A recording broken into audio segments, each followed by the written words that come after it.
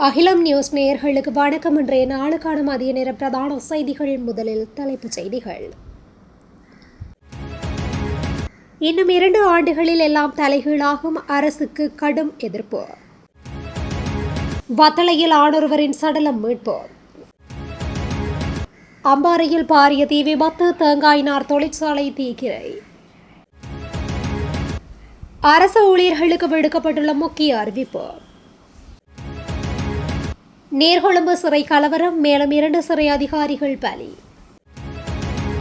இலங்கையில் பெரும் ஆபத்தாக உருவெடுத்துள்ள டெங்கு. பெரும் துயரை ஏற்படுத்திய இளம் ஆசிரியரின் மரணம், அதிகாலையில் நடந்தேறிய சம்பவம். மத்திய கிழக்கில் ஏற்பட்ட திடீர் பதற்றம், உலக சந்தையில் சடுதியாக உயர்ந்த எரிபொருள் விலை. தாய் தந்தையை கொடூரமாக படுகொலை செய்த மகன். திடீரென பதவி விலகிய கொழும்பு மாநகர சபை உறுப்பினர். தொடர்பான விரிவான செய்திகள். ஒன்றிணைந்த எதிர்க்கட்சியின் அரசியல் நடவடிக்கை என்னவென்றால், பல்வேறு எதிர்க்கட்சியை சேர்ந்த அரசியல்வாதிகளை ஒன்றிணைத்து தற்போதைய அரசாங்கத்திற்கு எதிராக பொதுவாக அரசியல் முன்னணியை உருவாக்க முயற்சிப்பதாக தெரிவிக்கப்படுகின்றது. இந்த ஒன்றிணைவு அரசின் நடவடிக்கைகளுக்கு எதிராக மக்கள் ஆதரவை திரட்டும் நோக்கத்துடன் நடைபெறுவதாக குறிப்பிடப்படுகின்றது. நீதித்துறையின் சுயாதீனத்திற்கு அச்சுறுத்தல் என்ற குற்றச்சாட்டையும் எதிர்க்கட்சியினர் முன்வைக்கின்றனர். ஊழல், நிதி மோசடி உள்ளிட்ட வழக்குகளை விசாரிக்கும் லஞ்ச ஊழல் ஆணைக்குழு மற்றும் பிற விசாரணை அதிகாரிகளின் எதிர்காலத்தில் அரசியல் பழிவாங்கல்களுக்கு உள்ளாகலாம் என கூறப்படுகின்றது.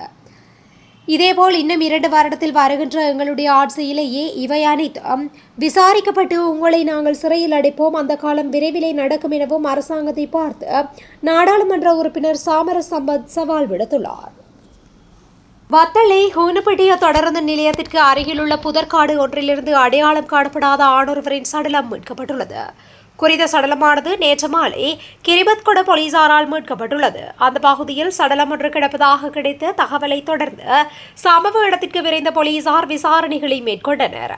சடலம் அழகிய நிலையில் காணப்படுவதால் இந்த மரணம் சுமார் 3 நாட்களுக்கு முன்னரே நிகழ்ந்திருக்கலாம் என்று போலீசார் தெரிவித்துள்ளனர்.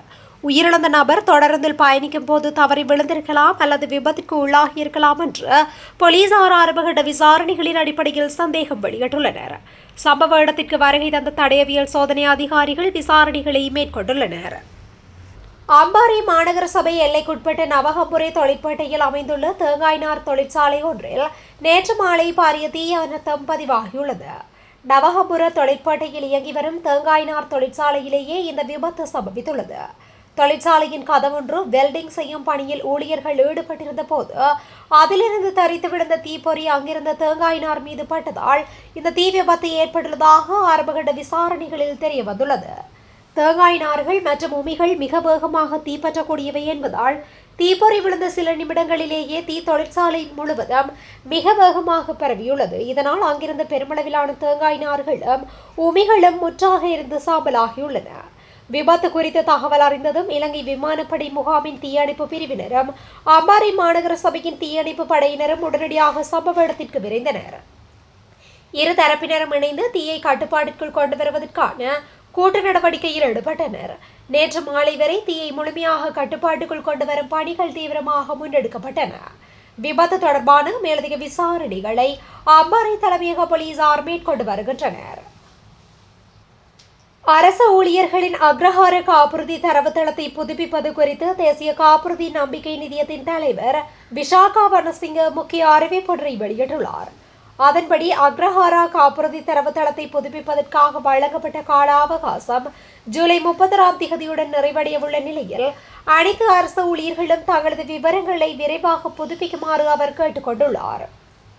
ஓய்வூதியத்திற்கு தகுதி பெற்ற அரசு மற்றும் மாகாண அரசு சேவையை சேர்ந்த சுமார் 9 லட்சம் பேர் காப்புறுதியின் நேரடி பயனாளிகளாக உள்ளதுடன் இவர்களின் குடும்ப உறுப்பினர்களையும் சேர்த்து சுமார் 30 லட்சம் பேர் இதன் கீழ் பயன்பெறுகின்றனர் என்று அவர் மேலும் குறிப்பிட்டுள்ளார். இதுகுறித்து அவர் மேலும் தெரிவிக்கையில், அக்ரஹார தரவுத்தளத்தை புதுப்பிக்கும் பணிகள் 2026 ஏப்ரல் மாதத்தில் ஆரம்பிக்கப்பட்டதுடன் இதுவரையில் சுமார் 6 லட்சம் அரசு ஊழியர்கள் தங்களது விவரங்களை புதுப்பிப்பு செய்துள்ளனர். சுமார் 1900 அரசு நிறுவனங்களை சேர்ந்தவர்கள் அக்ரஹாரா காப்புறுதியில் உறுப்பினர்களாக உள்ள நிலையில் அந்த நிறுவனங்களில் அக்ரஹாரா ஒருங்கிணைப்பு அதிகாரிகளை பெயரிட்டு அனுப்புமாறு எழுத்துப்பூர்வமாக அறிவிக்கப்பட்ட அதற்கு நல்ல வரவேற்பு கிடைத்துள்ளது. இதுவரை அவ்வாறு அதிகாரிகளை பெயரிடாத நிறுவனங்கள் இதற்கு ஒத்துழைப்பு வழங்க வேண்டும் எனவும் தெரிவிக்கப்பட்டுள்ளது. நீர்கொழும்பு சிறைச்சாலை மோதலில் காயமடைந்து கொழும்பு தேசிய மருத்துவமனையில் சிகிச்சை பெற்று வந்த மேலும் 2 சிறை அதிகாரிகள் உயிரிழந்துள்ளனர். மேலும் தெரிய வருகையில் நேற்று ஒருவரும் மற்றும் இன்று காலை ஒருவரும் உயிரிழந்துள்ளதாக காவல்துறையினர் தெரிவித்துள்ளனர். உயிரிழந்தவர்கள் 25 மற்றும் 39 வயதுடைய 2 சிறைத்துறை அதிகாரிகள் என தெரிவிக்கப்பட்டுள்ளது. இதன் அடிப்படையில் நீர்கொழும்பு சிறை மோதலில் உயிரிழந்த சிறை அதிகாரிகளின் எண்ணிக்கை 29ஆக அதிகரித்துள்ளது. ஜூலை 5 மற்றும் 6 ஆகிய திகதிகளில் நடைபெற்ற சிறை கலவரங்களில் மேலும் 21 கைதிகள் உயிரிழந்ததாகவும் இதன் மூலம் மொத்த உயிரிழப்புகளின் எண்ணிக்கை 31ஆக உயர்ந்துள்ளதாகவும் காவல்துறையினர் தெரிவித்துள்ளனர். மோதலில் காயமடைந்த மற்ற சிறை கைதிகளும் அதிகாரிகளும் கொழும்பு தேசிய மருத்துவமனையிலும் நீர்கொழும்பு மருத்துவமனையிலும் சிகிச்சை பெற்று வருவதாக தெரிவிக்கப்பட்டுள்ளமை குறிப்பிடத்தக்கது. நடப்பாண்டில் இதுவரை நாட்டில் பதிவாகியுள்ள டெங்கு நோயாளர்களின் எண்ணிக்கை 70,000-ஐ நெருங்கியுள்ளதாக தேசிய டெங்கு ஒழிப்பு பிரிவு தெரிவித்துள்ளது. அதன்படி நேற்று வரை மொத்தமாக 69,951 டெங்கு நோயாளர்கள் பதிவாகியுள்ளனர்.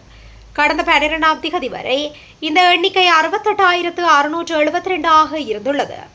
இந்த நிலையில் நேற்று ஒரே நாளில் மட்டும் 1,279 புதிய நோயாளர்கள் அடையாளம் காணப்பட்டுள்ளனர். இந்த நிலையில் டெங்கு பாதிப்பு அதிகளவில் மேல் மாகாணத்தில் பதிவாகியுள்ளதுடன் அங்கு மொத்தம் 33,127 நோயாளர்கள் உறுதிப்படுத்தப்பட்டுள்ளனர். மாவட்ட ரீதியில் கம்பஹா மாவட்டத்தில் அதிகபட்சமாக 14,464 நோயாளர்கள் பதிவாகியுள்ளதுடன் கொழும்பு மாவட்டத்தில் 14,004 பேர் டெங்கு நோயால் பாதிக்கப்பட்டுள்ளனர். இதற்கிடையில் ஜூலை மாதத்தில் முதல் 13 நாட்களிலே 14,572 டெங்கு நோயாளர்கள் பதிவாகியுள்ளதாக தேசிய டெங்கு ஒழிப்பு பிரிவு தெரிவித்துள்ளது.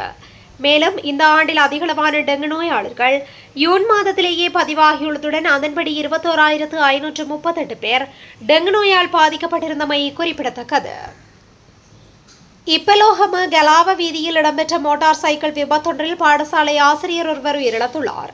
நேற்று அதிகாலை கலாவ பகுதியில் இருந்து இப்பலோகம நோக்கி இருவர் மோட்டார் சைக்கிளில் பயணித்துக் கொண்டிருந்த போது வேகத்தை கட்டுப்படுத்த முடியாமல் வீதியை விட்டு விலகி அருகில் இருந்த மரத்துடன் மோதியதில் இந்த விபத்து சம்பவித்துள்ளது.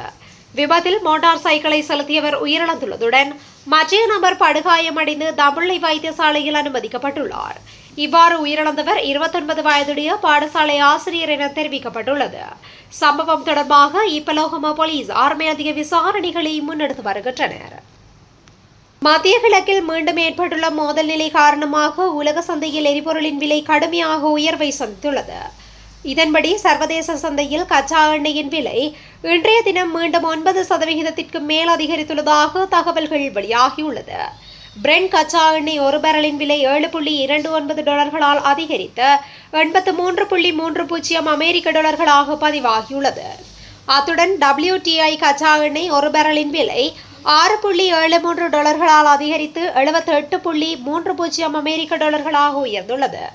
பிரெண்ட் கச்சா எண்ணெயின் இன்றைய விலை உயர்வானது கடந்த ஏப்ரல் மாதம் 2ஆம் திகதிக்கு பிறகு பதிவான அதிகரித்த ஒரு நாள் விலையாகும். அத்துடன் ஜூன் மாதம் 12ஆம் திகதிக்கு பிறகு பதிவான மிக உயர்ந்த விலையும் இதுவே ஆகும். எம்பிலிப்பிட்டிய கிரவலவெல்கடுவ பகுதியில் மகனொருவர் தனது தாய் மற்றும் தந்தையை படுகொலை செய்துள்ளதாக குற்றம் சாட்டப்பட்டுள்ளது. குடும்பத்தினரிடையே ஏற்பட்ட தனிப்பட்ட வாய் தர்க்கம் முற்றியுள்ளது. இந்த தகராறு முற்றிய நிலையிலேயே கொலை இடம்பெற்றுள்ளதாக போலீசார் தெரிவித்துள்ளனர். இந்த சம்பவத்தில் 58 வயதுடைய தந்தை மற்றும் 54 வயதுடைய தாய் ஆகியோர் உயிரிழந்துள்ளனர். கொலை சம்பவம் தொடர்பில் குறித்த தம்பதியினரின் 26 வயதுடைய மகன் போலீசாரினால் கைது செய்யப்பட்டுள்ளார். சம்பவம் குறித்து எம்பிலிப்பிட்டிய போலீசார் மேலதிக விசாரணைகளை மேற்கொண்டு வருகின்றனர். கொழும்பு மாநகர சபையின் இலங்கை சுதந்திர கட்சி உறுப்பினரான தீபா எதிரிசிங்க பதவி விலகியுள்ளார். பதவியேற்ற போது ஓராண்டுக்கு பிறகு பதவி விலகுவதாக அளித்த வாக்குறுதியின் அடிப்படையில் அவர் இந்த முடிவை எடுத்துள்ளதாக கூறப்படுகின்றது. அவர் பதவி விலகிய போதிலும் கட்சியின் மத்திய குழுவில் தொடர்ந்து ஈடுபட்டு வருவார் என தெரிவிக்கப்படுகின்றது. இருப்பினும் இலங்கை சுதந்திர கட்சி எதிர்காலத்தில் கொழும்பு மாநகர சபைக்கு ஒரு புதிய உறுப்பினரை நியமிக்க திட்டமிட்டுள்ளது. தொடர்புடைய பெயர் பின்பு அரசிதழில் வெளியிட திட்டமிடப்பட்டுள்ளதாக தகவல்கள் வெளியாகியுள்ளன. இலங்கை சுதந்திர கட்சிக்குள் இதுபோன்ற பதவி விலகல்கள் இதற்கு முன்பும் நிகழ்ந்துள்ளதாகவும் அந்த கட்சிக்குள் ஒரு இயல்பான செயல்முறை இதுவென்றும் தெரிவிக்கப்படுகின்றது. இத்துடன் இன்றைய நாளுக்கான மதிய நேர பிரதான செய்திகள் நிறைவடைகின்றன. தொடர்ந்து இது போன்ற செய்திகளை உடனுக்குடன் அறிந்து கொள்ள அகிலம் நியூஸுடன் இணைந்திருங்கள். நன்றி, வணக்கம்.